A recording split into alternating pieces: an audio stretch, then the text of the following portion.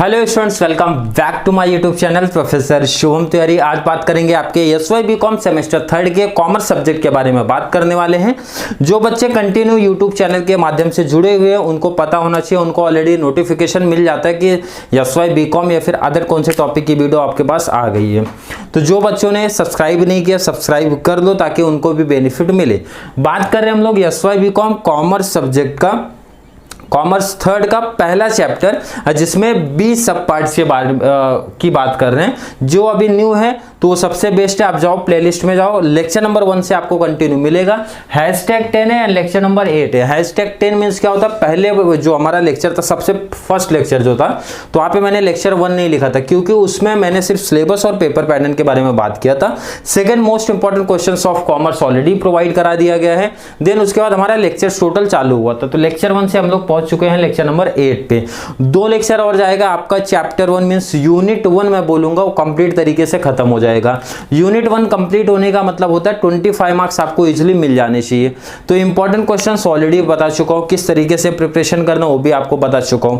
तो वो important questions वाला आप वीडियो देखिए, देन उसके हिसाब से आप डिसाइड करें कौन सा आप यूनिट कर रहे हो, कौन सा मीन्स उसमें से पार्ट कर रहे हो, कौन सा क्वेश्चंस नहीं कर रहे हो।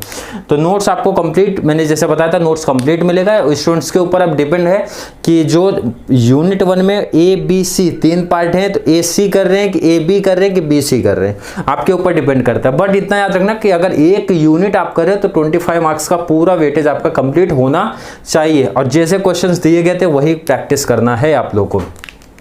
क्वेश्चन क्या है हमारा, क्रिटिसिज्म ऑफ साइंटिफिक मैनेजमेंट। ये क्वेश्चन समझने से पहले आपको साइंटिफिक मैनेजमेंट वाला लेक्चर देखना पड़ेगा, जो कि हमारा लेक्चर नंबर 6 था, साइंटिफिक मैनेजमेंट F.W. टेलर का, जिसमें हम लोग ने प्रिंसिपल की बात किया था एंड उनके एलिमेंट्स की बात किया था। वो कॉन्सेप्ट आप समझ जाओगे तो ये काफी इजी पॉइंट्स है, मतलब इसमें कुछ डिटेल इतना ज्यादा बताने की जरूरत नहीं है। अगर आपने कॉन्सेप्ट देखा है, साइंटिफिक मैनेजमेंट जो F.W. टेलर ने दिया था, उनका मेन पर्पस क्या था, उनका मेन फोकस था प्रोडक्टिविटी को आप क्या करो, इंक्रीज करो। उसी के लिए उन्होंने प्रिंसिपल दिया और उसी के बेस पे कुछ एलिमेंट हमारे थे। तो उसके कुछ क्रिटिसिज्म है, आपको सीधा क्वेश्चन बनेगा क्रिटिसिज्म ऑफ साइंटिफिक मैनेजमेंट। तो एक चीज याद रखना, पहले तो लिखने का तरीका बता दूं, आपको ऐसा क्लासिफिकेशन करने की जरूरत नहीं है, ठीक है, आपके ऊपर डिपेंड है। आप, मैंने बताया कि जो आपको 10 मार्क्स का क्वेश्चन आएगा 7 to 8 पॉइंट्स लिखने हैं। अब अगर आप इस तरीके से क्लासीफाई करोगे तो टोटल नंबर पॉइंट्स आपके हो गए 15। तो सबसे बेस्ट है जो आपको इजी लगेगा, आप क्या करना, वो मिक्स करके मिला के आपको क्या करना है, 7 to 8 पॉइंट्स रेडी कर लेने हैं। जो पॉइंट्स आपको इजी लगेंगे वो पॉइंट्स आप पिक कर लेना। एक्सप्लेन में पूरे पॉइंट्स कर देता हूं आपको, तो ये चीज कंफ्यूजन नहीं क्रिएट होनी चाहिए, सर बहुत ज्यादा पॉइंट्स है। 7 to 8 ही करना है, क्लासीफाई करना है। अगर कर रहे हो आप तो किसी में 3 ले लो, किसी में 2 कर दो, अगर कर रहे हो तो पॉइंट आप, अदरवाइज 4 ले लो, जैसा आपके ऊपर डिपेंड करता है कैसा। अब क्रिटिसिज्म बाय एम्प्लॉय, अब यहाँ पे ध्यान रखना, जो क्रिटिसिज्म किया गया तो एम्प्लॉय के द्वारा भी हुआ था, एम्प्लॉयर के द्वारा भी हुआ था एंड इंडस्ट्रियल साइकोलॉजिस्ट के द्वारा भी हुआ था, मीन्स थिंकिंग के ऊपर। लॉस ऑफ इनिशिएटिव, पहला पॉइंट एम्प्लॉय के हिसाब से आप थोड़ा चलेंगे। लॉस ऑफ इनिशिएटिव मींस क्या होता है, यहाँ पे क्या बोल सकते हैं कि जैसे बहुत सारी कंपनीज में क्या होता है, जब कोई डिसीजन लिया जाता है, जब प्रोडक्शन के बारे में बात किया जाता है, किसी भी मतलब टॉपिक के बारे में डिसीजन मेकिंग होता है, तो बहुत सारे टाइम पे क्या होता है कि हमारे जो एम्प्लॉय होते हैं ना, उनसे सजेशन मांगा जाता है, उनसे व्यूज मांगा जाता है। तो मतलब वो भी अपना सजेशन रखेंगे, भाई मैं कौन से मेथड से करूँ, ये मेथड आपका बेस्ट रहेगा, मतलब सजेशन तो एटलीस्ट देते हैं। बट यहाँ पे क्या हुआ था कि जो साइंटिफिक मैनेजमेंट का कॉन्सेप्ट आप पढ़ो तो वहाँ पे एक तरीके से बहुत ज़्यादा रूल्स एंड रेगुलेशन स्ट्रिक्ट रहते हैं। जो सुपीरियर हमारा बोलेगा, जो हमारा बॉस बोलेगा, जो हमारे टॉप लेवल मैनेजमेंट बोलेंगे, वही आपको करना पड़ेगा। इसमें जो एम्प्लॉय है वो अपना कुछ ओपिनियन, कुछ अपना व्यू वहाँ पे रिप्रेजेंट नहीं कर सकते, जिसका लॉस आपको, मतलब प्रैक्टिकल आप सोचोगे तो लॉस आपका दिखेगा। इसीलिए प्रैक्टिकली बहुत सारे जो अच्छी कंपनीज है वहाँ पे क्या रहते हैं कि उनके जो वर्कर्स रहते हैं, एम्प्लॉयज रहते हैं, उनका भी व्यू मांगा जाता है, ओपिनियन मांगा जाता है, तो भी अपना सजेशन देते हैं।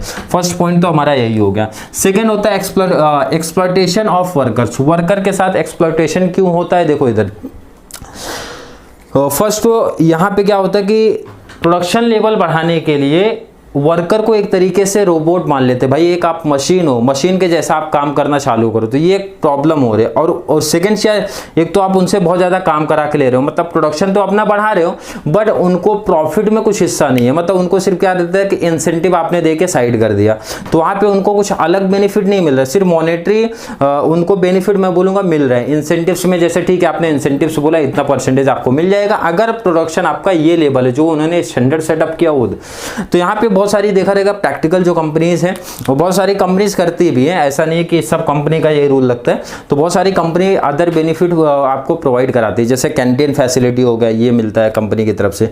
बट यहाँ पे बोला गया था कि सिर्फ आपको इंसेंटिव्स मिलेगा, बाकी अदर कोई बेनिफिट नहीं मिलेगा। एंड प्रोडक्टिविटी आप हाई कर रहे हो, मतलब इतनी मेहनत कर रहे हो, तो गुड वर्किंग कंडीशन भी अपने एम्प्लॉय के बारे में देखना चाहिए, इन्वायरमेंट थोड़ा अच्छा बना के रखना चाहिए। सेकंड बोला कैंटीन फैसिलिटीज़ वगैरह ऐसा भी प्रोवाइड कराना चाहिए, बट इनके मेथड में मीन्स साइंटिफिक मैनेजमेंट में ये सब चीज़ों को इन्वॉल्वमेंट नहीं किया गया था, तो जिसका ये डिसएडवांटेज होता है। नेक्स्ट देखो भाई, मशीन के ऊपर आ गया हमारा मैकेनिकल अप्रोच, मतलब इन्होंने क्या मशीन समझ के रखा था किसको, एम्प्लॉय को, कि उनसे भाई आप काम कंटिन्यू कराते रहो, काम कराते रहो, काम कराते रहो और बदले में वेजेस देते रहो।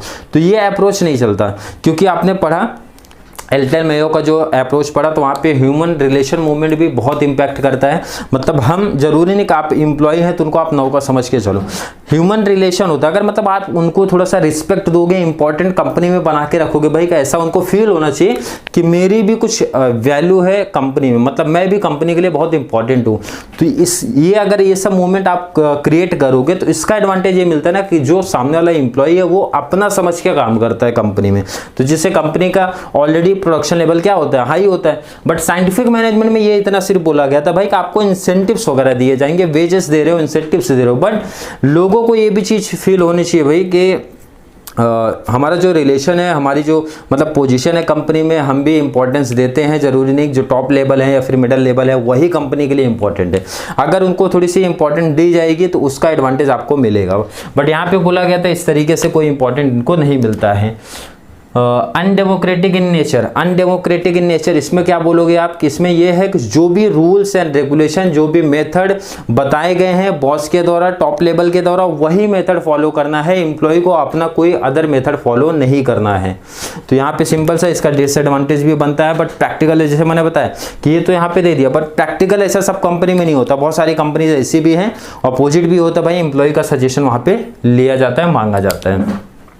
Problem of unity of command, तो यहाँ पे देखो unity of command, Henry fuel में आपने पढ़ा कि भाई जो डायरेक्शन आपको दे रहा है तो आप जो रिपोर्ट सबमिट करते हो एक ही सुपीरियर को सबमिट करोगे। बट आपने देखा रहेगा अगर साइंटिफिक मैनेजमेंट पढ़ा था तो वहाँ पे टोटल देखा था कि जो फॉरमैनशिप आया था, मतलब 8 उसमें तो हम लोग ने 2 पार्ट किया था, प्लानिंग वाला था एंड देन प्रोडक्शन था या फिर इम्प्लीमेंटेशन था, तो इसमें 4 आ जाते हैं हमारे, इसमें 4 आ जाते हैं, टोटल 8 एक्सपर्ट के द्वारा आपको सजेशन दिया जाता है। तो ये एक problem of unity of command होगा भाई कि आप किसको रिपोर्ट सबमिट करोगे। आपको तो डायरेक्शन देने वाले वहां पे कितने लोग हो गए, 8 लोग हो गए, तो रिपोर्ट किसको सबमिट करोगे, तो ये प्रॉब्लम क्रिएट होता है। तो ये टोटल 5 पॉइंट हो गए किसके, क्रिटिसिज्म बाई एम्प्लॉय के द्वारा हो गए। अब एम्प्लॉयर के पॉइंट ऑफ व्यू से आप क्या सोचोगे, पहला तो एक्सपेंसिव है भाई, छोटी मोटी कंपनी अगर ये प्लान कर रही है कि भाई हम साइंटिफिक मेथड लेके चलेंगे, तो साइंटिफिक मैनेजमेंट में एक पॉइंट भी, जैसे मैं पूरा पॉइंट्स तो नहीं बट कुछ ऐसे पॉइंट से आप खुद से सोच लो, वहां पे बोला गया था जो हमारे टूल्स एंड इक्विपमेंट होंगे कैसे होंगे, स्टैंडर्ड होंगे। तो अभी छोटी मोटी जो कंपनीज रहेंगी, छोटे मोटे जो स्मॉल ऑर्गेनाइजेशंस रहेंगे, तो उनके लिए पॉसिबल नहीं है कि जो भी टूल्स एंड इक्विपमेंट है वो स्टैंडर्ड लेवल पे रखे रखे, तो मतलब एक्सपेंसिव है। सेकंड बोल भी दिया यहाँ पे not sustainable for the small firm, तो वही पॉइंट बोल रहा है भाई छोटी अगर फर्म रहेगी तो उनके लिए पॉसिबल नहीं इतना बड़ा अमाउंट लेके आना। क्यों लेके आना, क्योंकि ये बहुत ही ज़्यादा एक्सपेंसिव रहता है, इसमें अलग अलग मेथड है, हार्ड मेथड की स्टडी करने में बहुत ज़्यादा पैसा खर्चा होता है, तो इसके लिए ये छोटी कंपनी वगैरह के लिए नहीं है, ये जो लार्ज इंडस्ट्री है, लार्ज कंपनी है, उनके लिए ये चीज़ पॉसिबल होता है। एंड सेकेंड बोला प्रॉब्लम ऑफ रीऑर्गेनाइज। अब जैसे एग्जाम्पल फिर से उसी का लेते हैं, यहाँ पे बोला गया था कि जो लेटेस्ट आते हैं, मतलब न्यू जो मार्केट में न्यू कोई मशीन आ रही है तो उनको आप यूज़ करो तो सबसे बेस्ट रहेगा। न्यू टूल्स एंड इक्विपमेंट्स आप यूज़ करो एंड स्टैंडर्ड लेवल वाले यूज़ करो। तो इसका प्रॉब्लम रहता है कि आप क्या करो, जो आपके पास पुरानी मशीन पड़ी थी ना वो आप हटा रहे हो और उसके बदले न्यू मशीन ला रहे हो। तो इससे एक तो पहले तो एक्सपेंसेस वाला पार्ट तो हो ही गया। सेकेंड डिसएडवांटेज इसका एक, अब एम्प्लॉय को काफ़ी ज़्यादा टाइम लगेगा। जैसे जो पुराने एम्प्लॉय थे उनको आज के टाइम पे जो टेक्नोलॉजी आ रही है, जो आज के टाइम पे जो मशीन आ रही है वो सीखने में देखा रहेगा आपने टाइम भी लग रहा है एंड प्रॉपर तरीके से समझाने में काफ़ी तो टाइम भी लग जा रहा है। तो न्यू बंदे ही कर पा रहे उतने अच्छे से, मतलब न्यू जो जनरेशन वाले लोग हैं वही कर पा रहे हैं। तो ये एक प्रॉब्लम क्रिएट होता है कि उनको समझाने में उस चीज़ के लिए वो टाइम लग जाता है। नेक्स्ट बोल रहा है प्रॉब्लम ऑफ ओवर प्रोडक्शन, नाम ही बोल दिया, क्योंकि ये टॉपिक क्या बोलता है, साइंटिफिक मैनेजमेंट बोल रहा है प्रोडक्शन लेवल हम लोग को हाई करना है। तो इससे क्या होता है ना, ओवर प्रोडक्शन हो जाता है। ओवर प्रोडक्शन होना मतलब होता है आप प्रोडक्शन ज़्यादा करो तो इसका मतलब आपका सप्लाई भी क्या होना चाहिए, ज़्यादा होना चाहिए। तो सप्लाई ज़्यादा, तो आप सप्लाई तो ज़्यादा करो बट मार्केट में अगर डिमांड उतनी नहीं है तो इसका मतलब नहीं है, तो मतलब ये नहीं है कि भाई आपने सप्लाई तो कर दिया तो आपका स्टॉक मार्केट में तो पड़ा ही रहेगा ना, सेल नहीं हो रहा है। तो ओवर प्रोडक्शन होता है साइंटिफिक मैनेजमेंट के कॉन्सेप्ट से। नेक्स्ट होता है आपका नैरो एप्लीकेबिलिटी। अब जैसे ये इन्होंने जो साइंटिफिक मैनेजमेंट दिया वो तो यूनिट बनाने के लिए दिया ना, यूनिट बनाने का मतलब होता है ये तो प्रोडक्शन लेवल पे लिया है। अब जैसे मैं बात करूं, मैं आपको लेक्चर प्रोवाइड करा रहा हूँ 10 मिनट 20 मिनट 25 मिनट कुछ इस टाइम का लेक्चर प्रोवाइड कर रहा हूँ, तो मैंने जो भी 1 घंटे का टाइम दिया है, अब जैसे वर्कर 1 घंटे में हो सकता है 20 यूनिट बनाए 30 यूनिट बनाए, बट मेरी वजह से कितने स्टूडेंट को बेनिफिट मिला भाई, तो वो उसको काउंट करना साइंटिफिक मैनेजमेंट के पॉसिबल नहीं है। मतलब मैंने जो अपना एफर्ट डाला 1 घंटे का, कुछ जैसे जितना भी आपको लेक्चर्स प्रोवाइड करा है, अब यूनिट वाले प्रोडक्शन लाइन में तो ठीक है आप काउंट कर लोगे इसलिए कितना काउंट किया, मतलब कितना यूनिट का उसने प्रोडक्शन किया, बट सर्विस सेक्टर में ऐसा पॉसिबल नहीं दिखाई देता भाई कि कितने लोगों को बेनिफिट मिला और कितना बेनिफिट मिला, ये पॉसिबल नहीं है, इसीलिए इसको बोलते हैं भाई ये नैरो कॉन्सेप्ट है।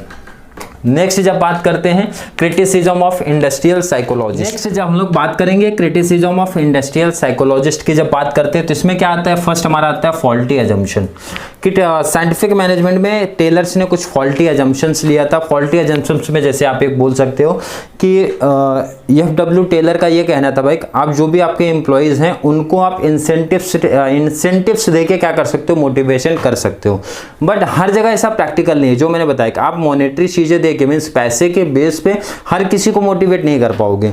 सेकेंड, क्यों ऐसा, क्योंकि मैंने बताया था कि ह्यूमन रिलेशन भी बहुत इंपॉर्टेंट इम्पैक्ट डालता है प्रोडक्शन के ऊपर, मतलब कैसा रिलेशन आप कंपनी में बना के रखते हो अपने एम्प्लॉय के साथ वो भी इंपॉर्टेंट है।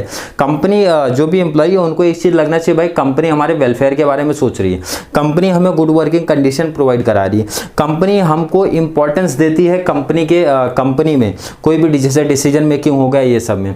तो बट इनका क्या कहना था कि आपको इंसेंटिव्स दे रहे हैं, आपको वेजेस टाइम पे दे रहे हैं, तो इससे आपको मोटिवेशन मिलता है, बट हर जगह ऐसा पॉसिबल नहीं है। एम्प्लॉय का जो ह्यूमन रिलेशन है वो भी मतलब अच्छा होना चाहिए, तो उसका भी एडवांटेज आपको मिलता है, मतलब कम जो भी एम्प्लॉय रहते हैं ना उससे भी उनको मोटिवेशन मिलता है। आप गुड वर्किंग कंडीशन दे रहे हो, आप उनको अच्छा मीन्स इंपॉर्टेंस दे रहे हो, तो इसका एडवांटेज उनको मिलता है, मतलब किसमें, प्रोडक्शन लेवल में। तो ये तो अजम्पशन इस तरीके से जो इन्होंने जो अजम्पशन लिया था वो कॉन्सेप्ट आपको आई होप समझा रहेगा। नेक्स्ट होता है इंडिविजुअल नेचर का इन्होंने अप्रोच रखा था। इंडिविजुअल अप्रोच रखा था मतलब क्या कि ये बोलते हैं हम ग्रुप को नहीं मानेंगे, एक बंदा कितना प्रोडक्शन कर रहा है मैं उसको काउंट करूंगा, ना कि पूरा ग्रुप को मैं देखने वाला हूं। तो जैसे ये तो होता नहीं है, कंपनी वगैरह में बहुत जगह पे होता है ग्रुप की परफॉर्मेंस जज की जाती है, ना कि किसी एक बंदे को बोला जाता है। बट टेलर्स का जो अप्रोच था उन्होंने बोला कि हम भाई एक पर्सन का जो प्रोडक्शन लेवल है ना वो देखेंगे, ना कि पूरे ग्रुप का देखेंगे। तो प्रैक्टिकल ऐसा भी पॉसिबल नहीं होता है। नेक्स्ट होता है यहाँ पे problem of separation of planning from doing. बोला कि यहाँ पे प्रॉब्लम क्रिएट हुई किसकी, कि भाई प्लान कुछ और हो रहा है और काम कुछ और हो रहा है, मतलब प्रॉपर सेपरेट ही नहीं किया गया, ये प्रॉब्लम्स क्रिएट हुई इसमें। जैसे प्लान कुछ और किया गया और लास्ट में करना कुछ और है। क्यों है, क्योंकि देखो इसका कुछ तो रीजन यहाँ पे भी था कि एफडब्ल्यू टेलर मीन्स टेलर साहब का ये कहना था कि जो हमारे डिसीजंस लिए जाएंगे, जो हमारे एक्सपर्ट्स बताएंगे, जो हमारे बॉस बताएंगे, जो हमारे टॉप लेवल बताएंगे, आपको सिर्फ उतना सुनना है, बराबर है। और आपको सिर्फ उतना सुनना है उसमें, क्योंकि डिसीजन मेकिंग में उनको इन्वॉल्वमेंट किया नहीं गया। किसको? एम्प्लॉय को। अगर उनको इन्वॉल्वमेंट हुआ रहता भाई तो जो प्लानिंग है वही डूइंग भी होगा, मतलब जो प्लान किया गया उसी के हिसाब से बंदे काम भी करेंगे। बट यहाँ पे जब उनको मीटिंग में लिया ही नहीं गया, मतलब उनसे कोई डिसीजन नहीं लिया गया, उनका कुछ व्यूज नहीं सुना गया, उनका ना ओपिनियन लिया गया, ना उनको पार्टिसिपेट किया गया, तो इसका मतलब सिंपल सा हो गया, प्लानिंग अलग होगा, डूइंग डिफरेंट रहेगा, सिमिलर नहीं हो सकता है। नेक्स्ट हमारा आता है मोनोटोनी। मोनोटोनी मीन्स हमारा होता है, इस टॉपिक में बोला कि इनका ऐसा कहना था भाई कि काम हमारा स्पेशलाइजेशन होता है। अब काम स्पेशलाइजेशन मतलब जो इन्होंने मेथड बताया वही मेथड कंटिन्यू लोगों को फॉलो करना है, तो इससे जो प्रोडक्शन लेवल स्टार्टिंग में तो कुछ टाइम तो हाई रहेगा, बट बंदे बोर हो जाते हैं वही काम। जैसे आपको मैं बोल दूँ कोई भी एक काम डेली करने के लिए बोल दूँ तो स्टार्टिंग में तो आपको इंटरेस्ट आएगा, बाद में लेकिन क्या होता है आदमी उससे इरिटेट होने लगता है, मतलब वो जितना प्रोडक्शन लेवल स्टार्टिंग टाइम में था वो कंटिन्यू नहीं रहेगा। तो मतलब एक ही मेथड अगर आप लेके चले जा रहे हो, मतलब एक ही मेथड से आप फॉलो करो, प्रोडक्शन करो, जो भी चीज़ है, तो सामने वाले उससे क्या हो जाते हैं, बोर हो जाते हैं, जिससे आपका प्रोडक्शन लेवल क्या होता है, लो होना चालू हो जाता है। लास्ट अपना आएगा lack of non monetary incentives. जैसे मैंने बताया था कि एफडब्ल्यू टेलर मीन्स टेलर साहब का ये कहना था कि उनको सिर्फ मॉनेटरी वैल्यू आप प्रोवाइड करो, मतलब उनका वेजेस टाइम पे दे दो, उनको इंसेंटिव्स कुछ प्रोवाइड करा दो, इससे इंप्लॉय खुश हो जाते हैं। बट मैंने क्या बताया कि प्रैक्टिकल ऐसा हर जगह नहीं है, बहुत सारे इंप्लॉय को सिर्फ पैसे ही जरूरत नहीं भाई, उनको कुछ वहाँ पे इज्जत भी मिलनी चाहिए। इज्जत मिलेगी तो वो ऑलरेडी फील करेंगे भाई हमको वहाँ पे कम से कम कंपनी में इज्जत तो मिल रही है, तो इज्जत मिल रही है तो अपना समझ के काम करेंगे। या फिर उनको जैसा मैंने बताया good working condition, canteen facility and जब उनको डिसीजन लिया जा रहा है कंपनी में उसमें पार्टिसिपेट किया जा रहा है, या फिर उनकी कुछ सजेशन ली जा रही है, पूछा जा रहा है, उनका व्यू जाना जा रहा है, तो इससे एम्प्लॉय को थोड़ा सा क्या होता है कि भाई लगता है कि हाँ मैं भी कंपनी के लिए इंपॉर्टेंस हूँ। तो ये इस चीज़ का क्या दिखाई देती है, कमी दिखाई देती है, means lack of non monetary incentives होता है। पॉइंट्स आपको सब एक्सप्लेन कर दिए हैं, लिखना 7 to 8 पॉइंट से। फिर भी कोई डाउट कंफ्यूजन क्रिएट अगर आपको होता है कमेंट बॉक्स में ऐड कर देना, या फिर अदर कौन से सब्जेक्ट पे वीडियो चाहिए वो भी ऐड करते रहो, मैं देखते चलता हूँ। जैसे कुछ बच्चों ने बोला था कि बिजनेस लॉ के इंपॉर्टेंट क्वेश्चंस के बारे में बताइए, तो 1 या 2 दिन में वो भी वीडियो आपको प्रोवाइड हो जाएगी। एंड इसके नोट्स लास्ट चैप्टर में 1 या 2 दिन में जब भी फाइनल होगा नोट्स उसका उसी दिन आपको मिल जाएगा, एंड ऑलरेडी उस वीडियो में आपको इन्फॉर्मेशन दी जाएगी। तो चलिए मिलते हैं नेक्स्ट क्लास में, तब तक के लिए thank you so much. Video थोड़ा सा भी हेल्पफुल लगता है तो अपने जितने भी कॉमर्स के फ्रेंड है, चाहे वो बैफ हो, बीबीआई हो, बीएमएस हो, 12th क्लास के हो या 3rd ईयर के हो, सबको ये शेयर करो, ताकि क्योंकि इस चैनल पे मैंने जैसे बताया था आपको 12th से लेकर डिग्री तक मैं टीवाई भी चालू कर दिया, ताकि नेक्स्ट ईयर आप लोग को फिर से बेनिफिट मिल जाए कि वीडियो काफ़ी ज़्यादा पहले से वहाँ पे रहेंगे तो आपका बेनिफिट उसमें मिलेगा, तो उनको भी बेनिफिट मिले इस चैनल के माध्यम से। तो चलिए मिलते हैं नेक्स्ट क्लास में, तब तक के लिए थैंक यू सो मच।